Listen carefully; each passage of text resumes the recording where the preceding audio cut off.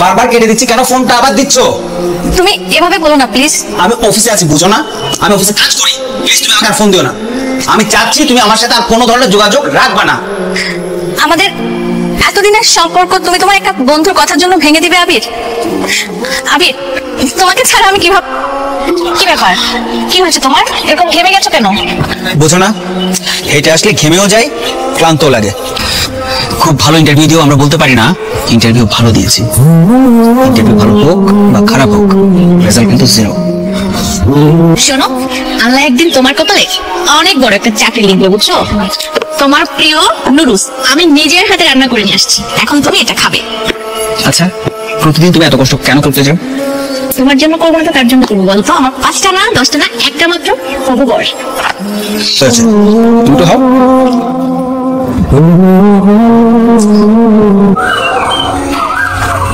ততক্ষণে তোমার আসার সময় হয়েছে। আমি একদম বসে থাকতে থাকতে টায়ার্ড হয়ে গেছি। গুড নিউজ আছে। কি গুড নিউজ? তার মানে তোমার চাকরির কোনো খবর? আচ্ছা, তুমি কি করে বুঝতে পারো বলো তো? বুঝবো না, আমি যে তোমাকে মন থেকে ভালোবাসি তাই। আল্লাহ, আমি তোমাকে একদিন বলেছিলাম না তোমার অনেক বড় একটা চাকরি হবে? দেখেছো, উপরওয়ালা অবশেষে আমাদের দিকে মুখ তুলে তাকিয়েছে। আচ্ছা, তোমার জয়েনিং কবে? আগামী পরশু। কিন্তু কিন্তু কি? ও, আমি বুঝতে পেরেছি, তোমার নতুন অফিসে জয়েনিং, তোমার কিছু নতুন পোশাক কিনতে হবে, তাই তো? একদম টেনশন করো না, আমি আছি তো। সুন্দর করে কাপড়গুলো একদম নতুন কাপড় পরে যাবে, আয়রন করা আছে তো। তোমার সাথে একদম অফিসের গেট পর্যন্ত যাব। আরে না না, তোমার আসতে হবে না, আমি একা একাই যেতে পারবো। তুমি আবার কেন কষ্ট করে পুরো আসবা? আচ্ছা ঠিক আছে, তাহলে সবকিছু ঠিকঠাক ভাবে মনে করে যাবে কিন্তু। ওকে, বাই। সরি, আমার একটু আসতে লেট হয়ে গেল। আরে বসো বসো, আমার বন্ধু যার কথা সবসময় তোমাকে বলি। আচ্ছা, ভাইয়া আসসালামু আলাইকুম। ওয়ালাইকুম আসসালাম। কে তোর কাজিন? না, আমার গার্লফ্রেন্ড। আমার তো একটা জরুরি কল আসছে, আমি তো আসছি, কথা বলে আসি। হ্যাঁ, যাও যাও। তোর গার্লফ্রেন্ড? হ্যাঁ, ওটা আমার গার্লফ্রেন্ড। মানে দেখছোস কেমন বাবু বলে মতো? কি কস বন্ধু? কেমন মানে ফুটনি লাগে দেখছো? আরে তো আস্তে বসুন, খারাপ তো। আরে চুপ থাকবো, শুনলে শুনো, অসুবিধা কি? যা সত্যি তাই বলছি। তুই ঠিক দেখছোস পুরো একটা কপিং বেশভূষা, ড্রেস আপ, গেট আপ, ঘড়ি বসে 90 দশকে, হাতে ফোন, একটা পাঠান ফোন। আমার না একটা জরুরি কল আসছে, বুঝছো? আমাকে এখন যেতে হবে। আল্লাহ হাফেজ। এই লাবণ্য, কিছুদিন আগেও কিন্তু তুমি আমার মতো ছিলে, আর তুমি বরাবরই জানতে যে আমার সামর্থ্য কতটুকু। আমি চাই না আমার সামর্থ্যের বাইরে যে বেশি শখ করতে, আর আমার কাছে কিন্তু এটাই মনে হয় যে ভালো। আমি বেশ ভালোই আছি। আমি মানুষের কাছে দামি পোশাক আর দামি ফোন থাকলেই সে দামি হয়ে যায় না। আমি আমার মতো সাধারণ আছি, কিন্তু খুব ভালো আছি। দেখো লাবণ্য, আমি এখন একটা কর্পোরেট জব করি, আমার সবকিছু মেনটেন করে চলতে হয়, একটা স্ট্যান্ডার্ড লেভেল মেনটেন করতে হয়, বুঝতে পেরেছো? আবির, পরিবর্তন হওয়া ভালো, কিন্তু এত বেশি পরিবর্তন হওয়া ভালো না যে তুমি তোমার নিজের শেকড়টাই ভুলে যাবা। প্লিজ আমাকে লেকচার শুনিও না। তুমি সবসময় খেয়েছিলা, আছো এবং থাকবা। এমন কথা তুমি বলতে পারলে আবির? চাকরি পেয়ে তুমি তোমার অতীত ভুলে গেছো আবির। তোমার সাথে কথা বলে কোনো লাভ নাই, আর আমি তোমার সাথে কোনো রিলেশন মেনটেন করতে চাই না, কন্টিনিউ করতে চাই না। ব্রেকআপ, আমি গেলাম।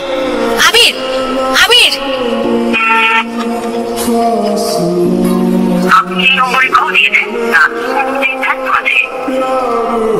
বারবার কেটে দিচ্ছি কেন, ফোনটা আবার দিচ্ছ?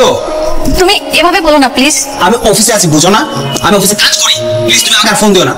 আমি চাচ্ছি তুমি আমার সাথে আর কোনো ধরনের যোগাযোগ রাখবা না। আমাদের এতদিনের সম্পর্ক তুমি তোমার একটা বন্ধুর কথার জন্য ভেঙে দিবে আবির? আবির, তোমাকে ছাড়া আমি কিভাবে থাকবো আবির? আবির, তুমি এরকম করো না আবির। ধুর, তুমি আসলে একটা ছেঁচড়া মেয়ে, বারবার এক কথা বলতে ভালো লাগে না। আমি রাখছি। আবির, আবির, জেনি, কোথায় আছো তুমি? আমি তো বাসায়। একটু কষ্ট করে গলি মোড়ে রেস্টুরেন্টে আসতে পারবা? হ্যাঁ, পারবো। আচ্ছা আসো, দেখা হচ্ছে তাহলে। হ্যাঁ, বাই। হ্যালো ভাইয়া, এই তো আলহামদুলিল্লাহ, বসো। আচ্ছা ভাইয়া, তুমি না আমাকে বললে আমার সাথে তোমার কি কথা আছে? কি কথা বলো? আচ্ছা ওটা পরে বলি, আমি কি খাবে অর্ডার করবো? আমার ইম্পর্টেন্ট কল আসছে। আচ্ছা, আমি কি আপনার ফোন নাম্বারটা পেতে পারি? শিওর। ওকে, বলেন। 7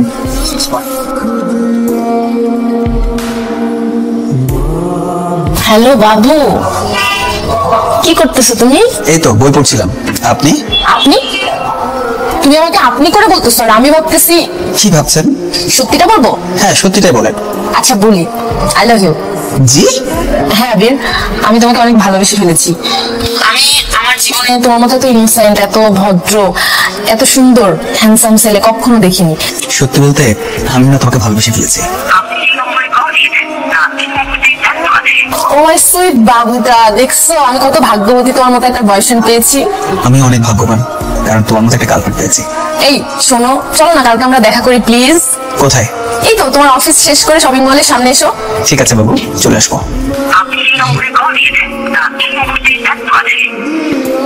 এটা কত সুন্দর। না না, এটা দেখো তো, এটা বেশি সুন্দর লাগে আমার কাছে। না ওটা ছোট, ওটা আমি নিবো না, আমার এটাই পছন্দ হয়েছে, আমি এটা নিবো। আচ্ছা ভাই, আপনি একটু দেখাবেন? ওয়াও, দেখছো জান কত সুন্দর, এটা পরলে আমাকে কি সুন্দর লাগবে তাই না? জান তুমি যদি না চাও তাহলে কিন্তু আমি এটা নিবো না, ওইটাই নিবো। না না, তুমি এটাই নাও, এটাই নাও। হ্যালো জান, কি করো তুমি? শোনো, আমি তো অফিসে, কিছু বলবা? একটা ঝামেলা হয়েছে জান। কি ঝামেলা? হুট করে এত টাকা? আমার জন্য তুমি সামান্য এতটুকু করতে পারবে না? তাহলে বিয়ের পরে কি করবে তুমি বলো? আচ্ছা, একটু অপেক্ষা করো, দেখছি কি করা যায়। হ্যাঁ, টাকা। Oh my god, thank you so much baby, তুমি আমাকে এত ভালোবাসো। সত্যিকার ভালোবাসা তো এমনই হয়। I love you so much. তুমি ফোনটা নিয়ে বাসায় যাও। হ্যাঁ স্যার, আপনাকে যে আমি লাঞ্চের সময় একটা হিসাব মিলাতে দিয়েছিলাম, সেখানে 2 লক্ষ টাকা কম কেন? টাকাটা স্যার আমি নিয়েছি। শেষ পর্যন্ত আপনি চুরিটাও শিখে নিয়েছেন। হ্যাঁ, একটা চোর দিয়ে আমি চালাচ্ছি, এই তো? হ্যাঁ, আপনি এই মতো বেড়ে যান অফিস থেকে। স্টুপিড কোথাকার। জেনির মেসেজ। আবির, আমি তোমার সাথে কোনো রিলেশন রাখতে চাই না, কারণ আমি কখনোই তোমাকে লাভ করিনি। আমার টাকা দরকার ছিল। আজ থেকে আমাকে ভুলে যাও, তাতে তোমার মঙ্গল। আমাকে খুঁজে কোনো লাভ নেই, কারণ আমি এখন এই শহর থেকে অনেক দূরে। আমি অনেক বড় পাপ করেছি। যে মানুষটা আমাকে এত ভালোবাসতো, সেই মানুষটাকে আমি অবহেলা করেছি। আজকে আমি আমার পাপের শাস্তি পেলাম। প্লিজ ম্যাম, আমি কি আসতে পারি? জি আসুন, বসুন।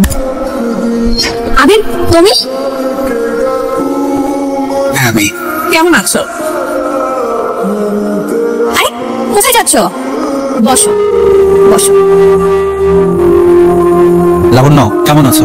একদিন পরে তোমার জানতে ইচ্ছে করলো আমি কেমন আছি। প্লিজ আমাকে লজ্জা দিও না। আছি ভালো। আচ্ছা আমার কথা বাদ দাও, তুমি এখানে কেন? মানে তুমি তো একটা জব করতে, হঠাৎ ইন্টারভিউ দিতে আসছো? সে এক লম্বা ইতিহাস, আমার সব শেষ হয়ে গেছে, আমি নিঃস্ব হয়ে গেছি। আচ্ছা তুমি আমার কাজ ছাড়ো, এটা আমার অফিস, এখানে তুমি কোনো সিন ক্রিয়েট করো না। আমরা আগে যেখানে দেখা করতাম, আগামীকাল আমি সেখানে দেখা করব। তোমার কি প্রবলেম আমি শুনবো, আমি চেষ্টা করব তোমার যাতে চাকরিটা হয়। সত্যি সত্যি তুমি আমার সাথে দেখা করবে লাবণ্য? থ্যাংক ইউ, থ্যাংক ইউ লাবণ্য। তাহলে আগামীকাল দেখা হবে। লাবণ্য, তুমি আসছো? সেই কখন থেকে তোমার জন্য ওয়েট করছি। আচ্ছা, তো লেট করলে কেন? লাবণ্য, তুমি হাসছো আমার কথায়? তোমার মনে আছে আবির, একটা সময় দিনের পর দিন আমি তোমার জন্য অপেক্ষা করেছি, আর তুমি সব সময় লেট করে আসতে। সরি লাবণ্য। সরি? তুমি এখন সরি বলছো আবির? সরি কি সবকিছুর সমাধান বলো? আমি অন্যায় করেছি, মরুচিকার পেছনে ছুটেছি, কাজকে হীরা ভেবে তার মোহে পড়েছি, আসল হীরাকে চিনতে পারিনি। একটা সময় আমার কাছে দামি মোবাইল ছিল না, আমি খুব কম দামি একটা ঘড়ি ইউজ করতাম। তার জন্য তুমি আমাকে কত কথা শোনালে, তোমার বন্ধু আমাকে অপমান করলো। সেদিনগুলো আমি আজও ভুলিনি আবির। আজকে দেখো, বাজারের সব থেকে দামি মোবাইল, দামি ঘড়ি, এখন আমি ব্র্যান্ড ছাড়া ড্রেস পরি না আবির। আমি অনেক অন্যায় করেছি লাবণ্য।